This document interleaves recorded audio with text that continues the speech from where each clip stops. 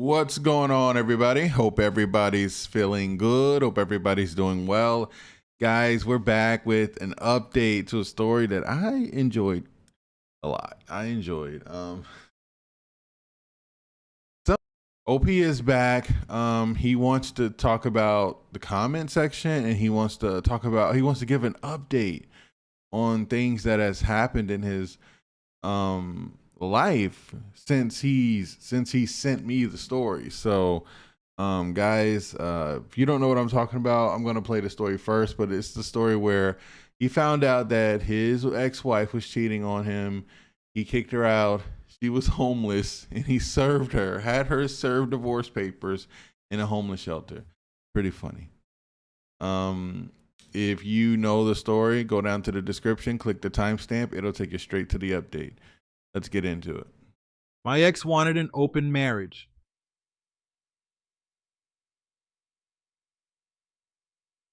So I made her homeless and served her divorce papers in a shelter. Hey, true story. I've been watching your channel for a while now, and I have to say, some of these stories hit way too close to home. You give men a platform to tell the truth without sugarcoating it, and I respect that. That's why I finally decided to send mine in. You can call me MJ. And before I even get into the story, I'll be the first to admit I was stupid, straight up. I made a decision 6 years ago that I thought was based on love, commitment, and being the bigger man. But looking back, I was just naive, and I paid for it.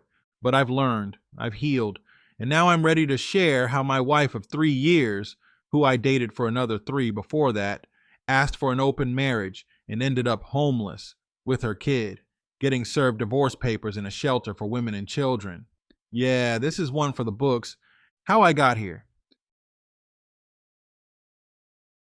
6 years ago, I met my now ex-wife at a conference in DC.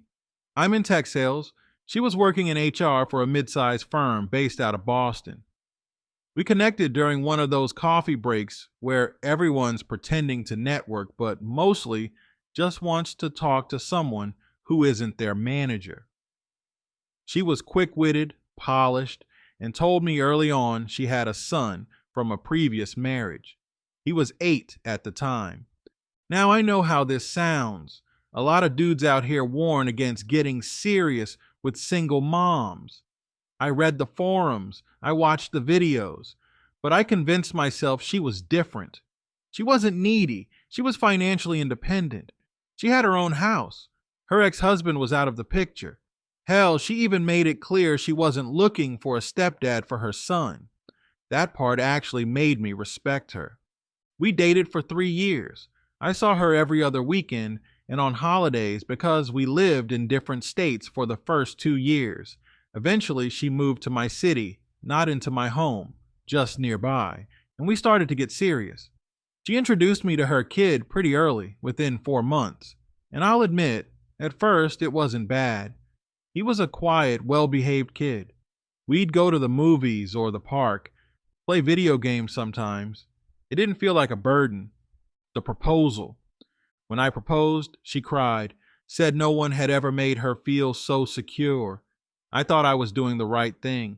I had a house, no debt, great job, and a good head on my shoulders. We got married, and they moved into my home. Things were fine for the first 2 years. But then came year 3, the year everything changed. Her son turned 14, and like clockwork, the attitude kicked in. I got hit with the classic, "You're not my dad," and not once. It became his go-to line whenever I told him to do anything he didn't like. Take your shoes off at the door. "You're not my dad." Stop slamming doors. "You're not my dad." At first, I brushed it off. Teenage years are rough, right? But when I sat down with my wife about it, hoping we could create some rules or consequences, she shut it down. He's going through a lot. His real dad abandoned him. He needs compassion, not discipline. Her words. I wasn't allowed to correct him, raise my voice, or take anything away from him. The more I tried to lead, the more she pushed back. And I'll admit, we started growing apart. The irony? She blamed me. Said I wasn't trying hard enough with him, that maybe I didn't love him like I said I did. That cut deep. I was doing everything I could short of being walked on. I bought him clothes, helped with homework, made dinner, all while getting disrespected in my own home. The bombshell. Now fast forward to last year. Her company downsized and she lost her job. I told her not to worry. I made enough to cover us. She became a stay-at-home wife. That was fine, or so I thought. One random Wednesday, she came into the living room and said she wanted to talk. You know what's wild? She said it like she was asking if we should grab sushi for dinner or watch a movie. Real casual. I've been doing a lot of thinking, she said. I love you, but I think maybe we should consider an open marriage. I want to explore that kind of freedom before I get too old. I looked at her for a solid 10 seconds. Thought maybe she was joking. She wasn't. I asked her one question. Is this because you already have someone in mind? She denied it, of course, said it was just something she'd been thinking about, that she'd read some articles, watched a few videos, even had a friend try it and claim it helped their marriage. Said she wanted to be honest with me. I didn't raise my voice. I didn't curse. I simply stood up, went to the bedroom, and packed a bag for her. You and your son have until tonight to figure out where you're going, I told her. The shock on her face?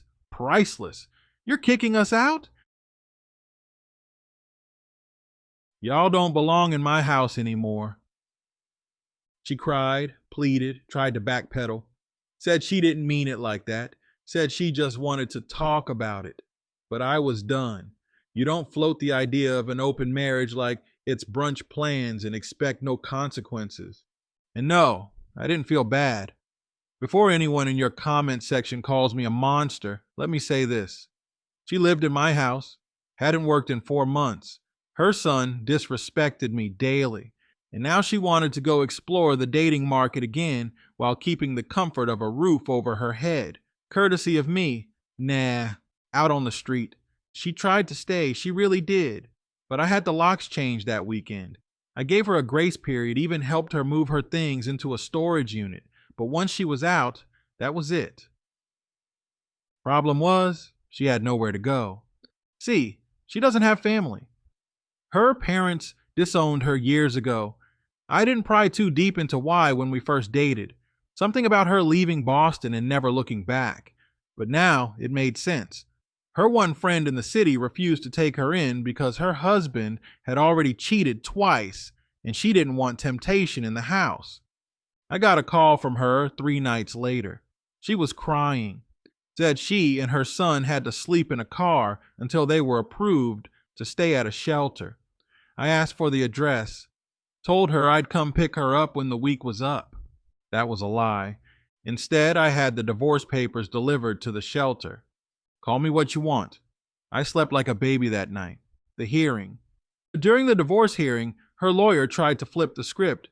They wanted the house sold and the profits split. They asked for alimony, one of the cars. Her attorney tried to paint me as emotionally abusive. Said I kicked out a minor.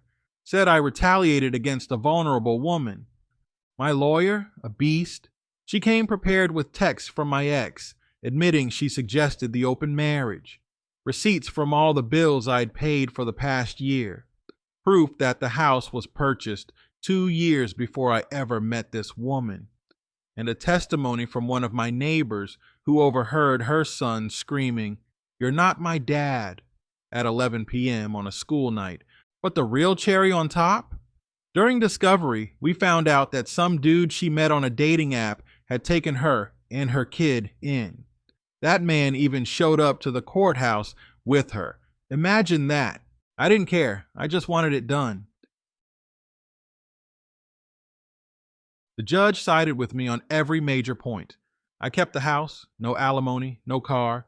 She walked away with her clothes, some furniture from the storage unit, and a bruised ego. The final words. After it was over, her son, now 15, walked up to me in the hallway. I could see he was holding back tears. He looked me in the eye and asked, "How can you do this to us?" And I said just loud enough for his mom to hear, "Well, I'm not your dad." That might have been cold, but it felt right. It was the truth. The aftermath. It's been 6 months now. I'm focused on me. I've upgraded my home, remodeled the kitchen, and I'm planning a solo trip to Japan next spring. I don't date single moms anymore. Lesson learned.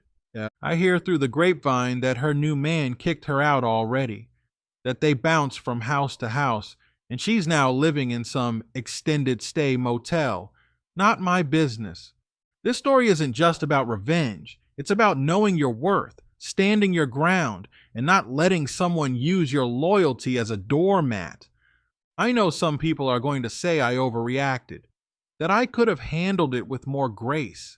Maybe. But she thought she could throw away our marriage and still enjoy the comfort of my home. Actions have consequences. Anyway, true story, thank you for giving men like me a voice. If you read this on your channel, I hope it helps at least one guy out there who's dealing with a similar situation. Don't be afraid to let go. Don't let guilt trap you, and definitely don't tolerate disrespect in your own home. Subject. Quick update before you post. I have zero sympathy for my ex or her kid, and here's why. Hey, true story. Thanks again for even considering reading my story on your channel. I truly appreciate the time and attention you give to men like me who have been betrayed, manipulated, and guilt-tripped into silence for too long. Before you post the email I sent, or if you already have it queued up, I'd like to request that you add this to it. It's an update, but also a piece of the puzzle I didn't even have when I first wrote in. See, shortly after sending you that email, I went back into my storage unit to grab some things I'd left boxed up. That's when I came across an old iPhone, my ex-wife's. I remember she had it as her backup before upgrading to a newer model right before she lost her job.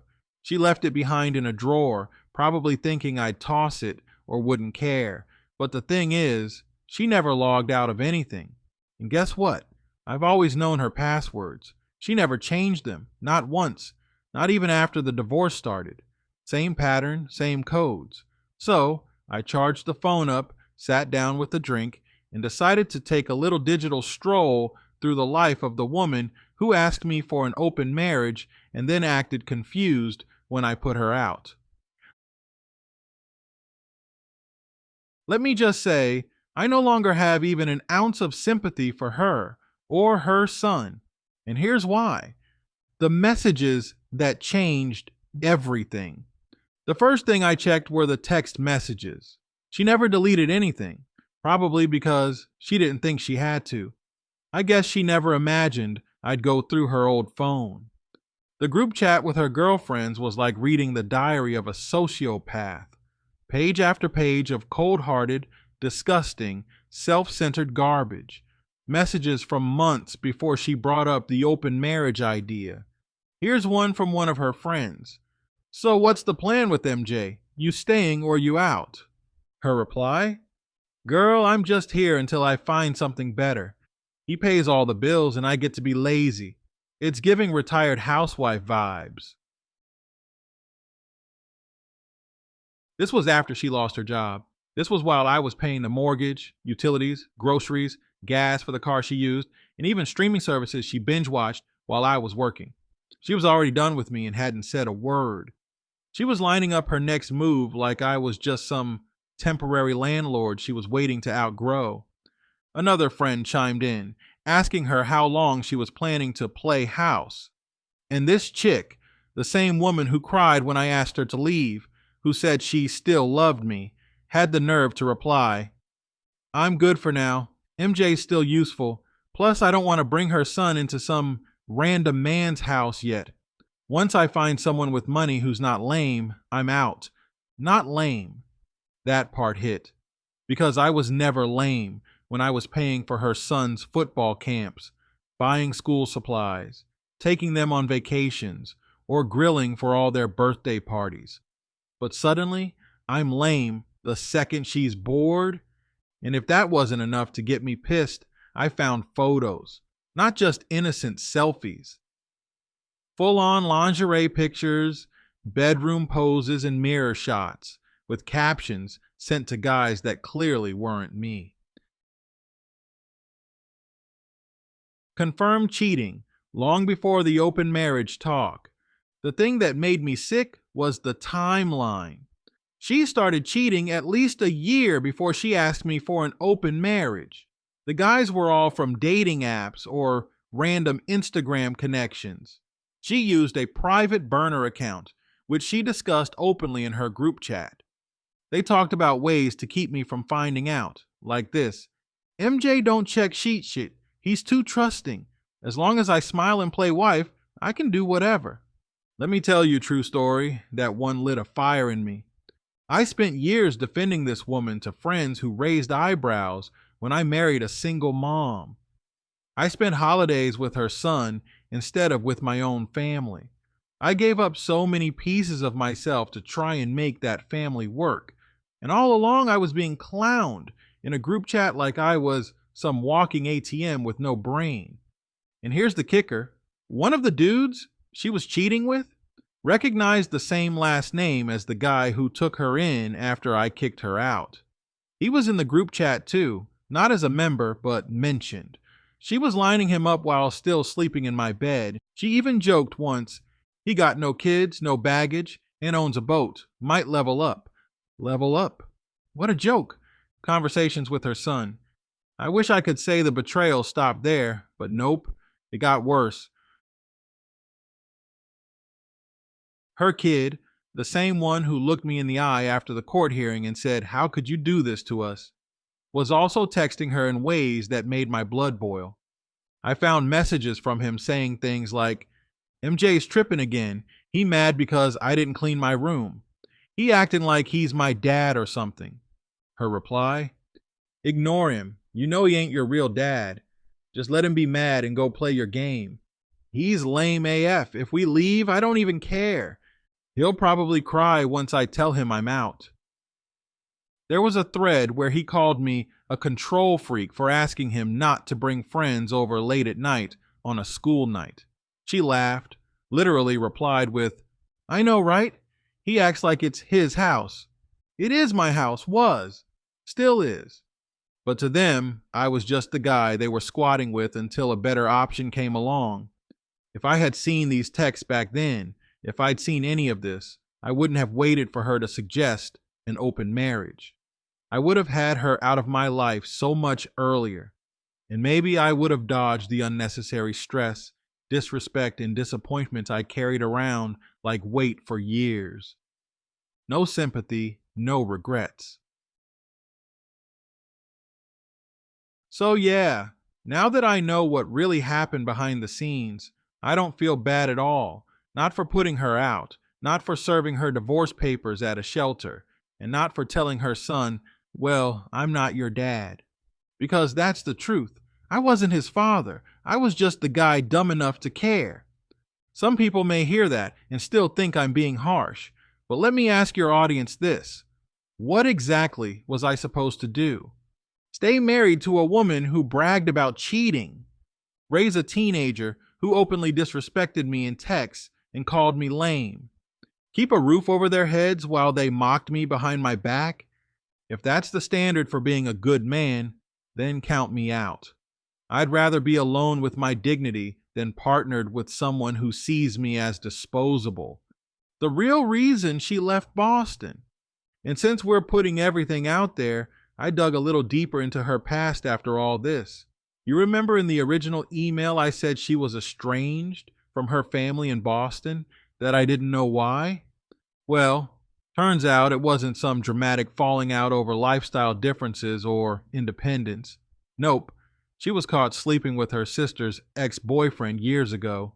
That was the final straw for her family. Her own mother told her she was poison, and her sister never spoke to her again.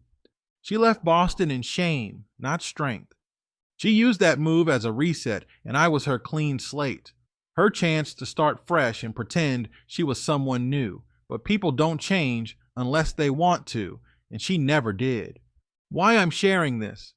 I wanted to add all this not to drag her name through the mud, but because I think it's important for men to know that just because someone looks stable and polished on the outside doesn't mean they're not harboring snakes on the inside. I ignored a lot of red flags. I let her guilt trip me into thinking I wasn't being compassionate enough when I tried to set boundaries with her son. I allowed myself to become a second class citizen in my own home because I thought that's what love looked like. But I'll never make that mistake again. You know what's funny? I used to think people who served divorce papers in public were petty, but now I realize it's just poetic justice. When someone plots against you in the shadows, exposing it in the light isn't revenge, it's clarity. Final words, for real this time. So, true story? I hope you'll tack this onto the original email or even read it as a part 2, because this part matters. It explains the why I don't feel bad, why I don't lose sleep over her being homeless, why I didn't respond to her apology text after the court date, why I'll never speak to either of them again. I thought I was marrying someone who just needed a second chance at love. What I got was a user, a liar, and a teenage accomplice who never saw me as anything but a nuisance.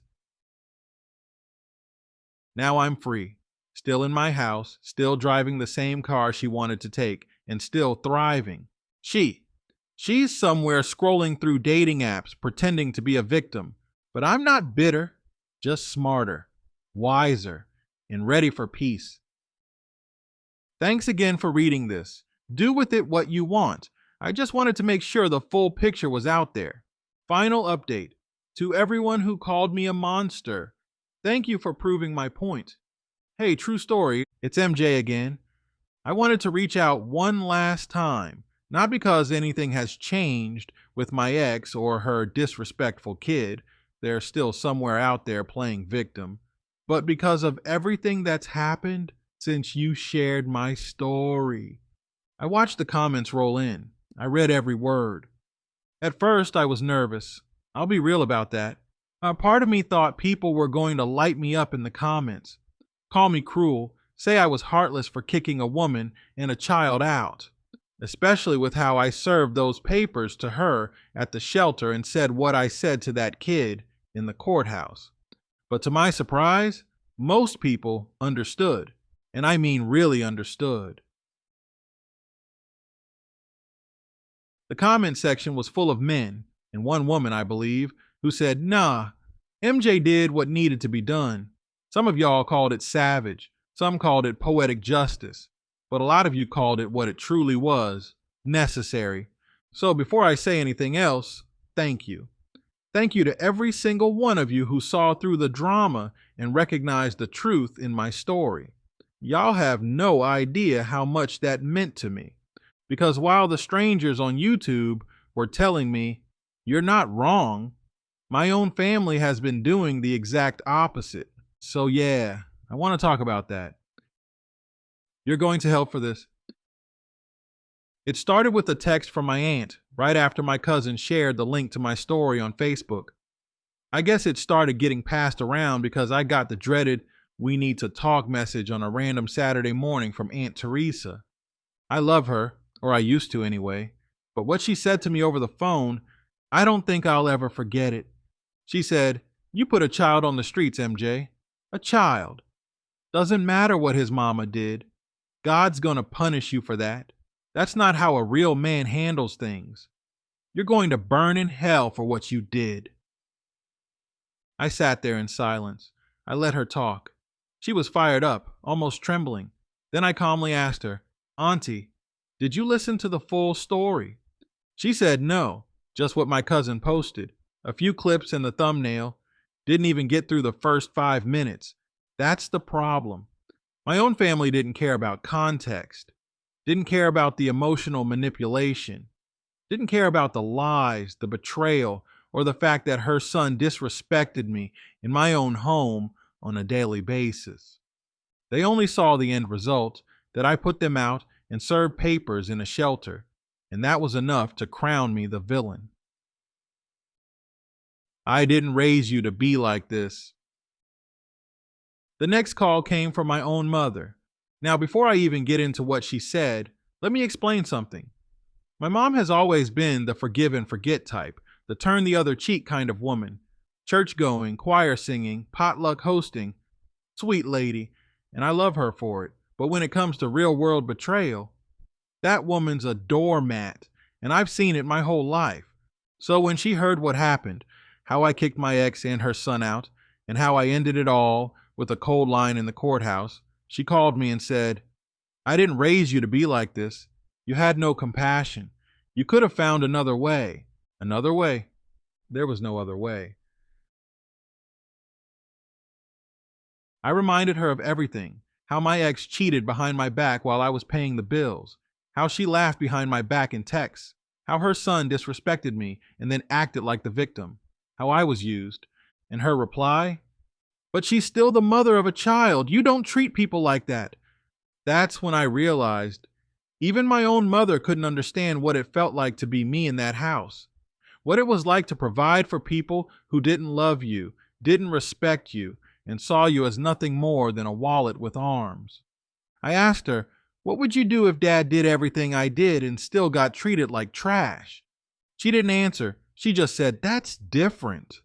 No, it's not. It's only different when you're not the one being disrespected. Cousins, friends, and flying monkeys. Then came the cousins. Man, so many cousins. People I haven't heard from in years suddenly had opinions about my marriage. My cousin Lisa messaged me with, wow, I saw the story. You actually let that child sleep in a car. What's wrong with you? I replied with one question. Where were you when he was calling me lame in text messages to his mom? No reply. Then there was my Uncle Don, the one who cheated on his wife, got divorced, and then ran through every woman in town. He called me to say, hey man, that was harsh. Even I wouldn't have done her like that. I had to laugh. I told him, you're not exactly the blueprint for a functional relationship, Don. And let's not forget my sister's friend, Marcia, who I barely know, DM'd me to say, karma's real. I hope you don't suffer when it comes back around. Oh, I've already suffered, Marcia. That's why I nuked the situation. Y'all ever notice how the people who have the least to do with your life have the most to say? All these people, these so-called family members, friends of friends, church folks, gossipers, Facebook warriors, they weren't around when I was breaking my back working, paying for everything, only to come home to a cold wife and an ungrateful teenage brat.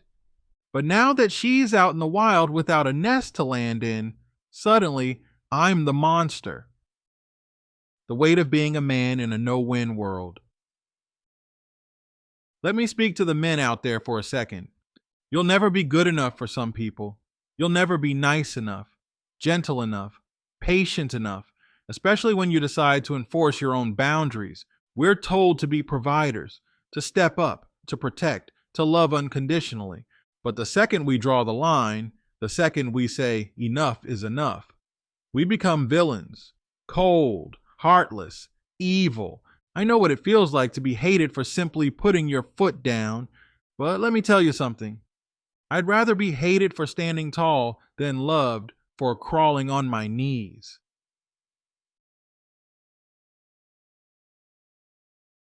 Why I still have zero regrets. I want to make this crystal clear. I do not regret kicking them out. I do not regret serving the divorce papers at the shelter. I do not regret saying, well, I'm not your dad, because all three of those moments were earned by them. They earned that outcome. If my ex had been honest, if she'd respected me, if she had shut down the disrespect from her son instead of laughing at it, if she had appreciated what I provided instead of mocking me in group chats, none of this would have happened. But instead, she and her son made their beds. I just took the mattress back. So no, I don't care what Aunt Teresa thinks. I don't care if Cousin Lisa posts my story on Facebook with some long, emotional caption. I don't care if my old pastor says he's concerned about my soul. They weren't in that house. They weren't in that marriage. They don't get a vote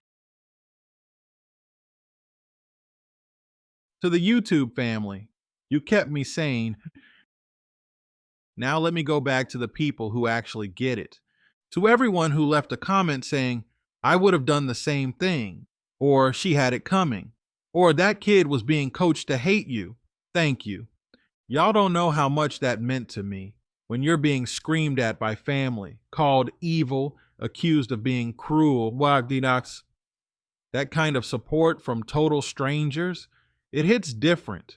It reminded me that truth doesn't need validation and that real men do exist, men who know how to walk away from being used, no matter how ugly it looks on the outside. YouTube comments are usually where people get roasted, but this time they became my lifeline. Where I'm at now, I'm good, better than good, I'm free. I've been going to the gym again, traveling, reading. I recently went hiking alone for the first time in years, and it was like hitting a reset button. No noise, no stress, no drama, just me, my thoughts, and the peace of knowing I finally chose myself. I've even reconnected with a few friends I lost touch with during the marriage, and you know what all of them said? You seem lighter, because I am. All the fake love, the forced fatherhood, the stress of living with a woman who thought she could do better but settled for me in the meantime, all of that is gone, and it's not coming back. Final words, for real this time. If there's one thing I want to leave with your audience, it's this. You are not a monster for walking away from a bad situation. You are not evil for defending your home, your heart, and your sanity. People will call you names. They'll tell you you're heartless. They'll cry for the very people who stabbed you in the back. Let them. Because those same people, they would have clapped if you stayed and suffered in silence. They would have applauded your grace while you died a slow emotional death. So be the monster, if you must. Because sometimes being the bad guy is the only way to escape a bad situation. Thanks again, True Story, and thank you to everyone who commented. You gave me clarity when even my own family didn't. Stay sharp, stay grounded, and don't ever apologize for choosing yourself.